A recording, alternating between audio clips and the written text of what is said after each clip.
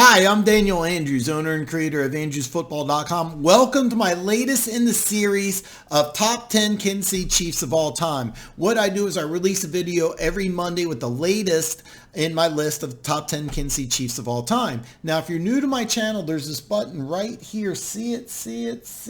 Bam! Hit that button. Become one of the greatest people on planet Earth. My channel is scientifically proven to make all your wildest dreams come true. Now, if this is the first time you've seen this list, I'm going to do kind of a recap for you real quick. Number 10, greatest Kansas City Chief of all time is Otis Taylor. Number 9 is Jamaal Charles. Number 8 is Derrick Thomas. Number 7 is Tony Gonzalez. Number 6 is Will Shields. Number 5, Johnny Robinson. And of course, this video is the 4th greatest Kansas City Chief of all time. Now, this Kansas City Chief was not only elected to the Pro Football Hall of Fame, the NFL's doing a special where they're breaking down the all-time NFL 100 team, where they're taking the greatest players from each position and they're putting them on the team. Well, out of the 12 linebackers, this player was one of those 12 linebackers elected to the NFL Network's all 100 team.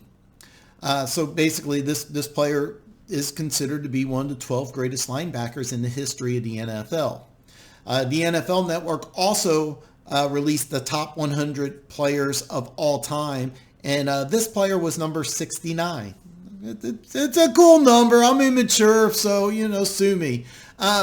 A little background here is that this player was a consensus All-American and won the Outland Award, which I didn't know this, but the Outland Award is given to the top interior lineman, but it goes to offense and defense. So there's been several left tackles that have won this award, but this particular player won the award in 1962, and then he was drafted by the Chiefs in the 7th round in 1963. So, this player went to 9 consecutive Pro Bowls from 64 to 72 and was first team All-Pro between 65 and 70. Hank Stram was quoted in saying that you could put this player in any position on defense. He could play any position you wanted, corner, safety, linebacker, defensive end, and you can win.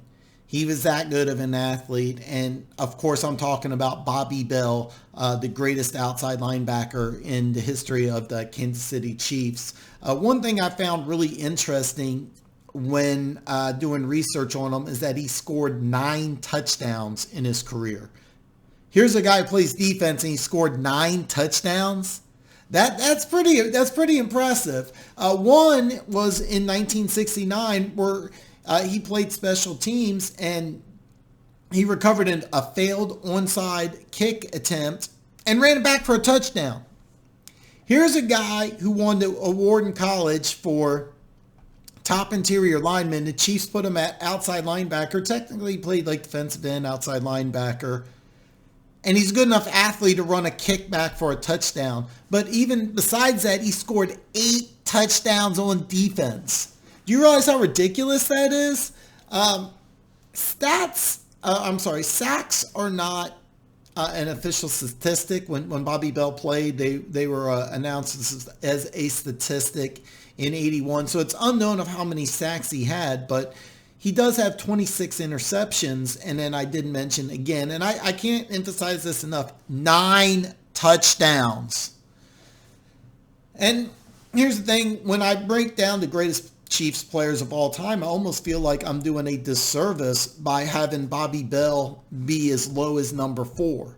He was a key part of that 1969 Kansas City Chiefs defense, which the NFL Network said was the 4th greatest defense of all time. Remember, they're the last defense, and then, unless the team does it this year, which I don't think will happen, that's number 1 against the run, number 1 against the pass, number 1 in total yardage, number 1 in points, and number 1 in interceptions.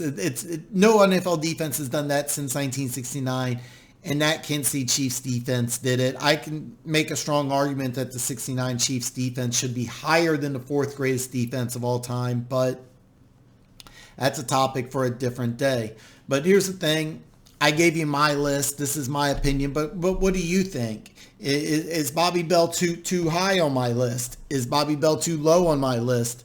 What do you think? I want to know what your opinion is. So listen, if you haven't already, and why haven't you? See the button right here? See it? Bam! Hit that button. Remember, tomorrow is my Week 14 review. My Week 15 preview is Friday. And then, of course, my live stream Saturday, 7 p.m. Anything goes. I'll see you tomorrow.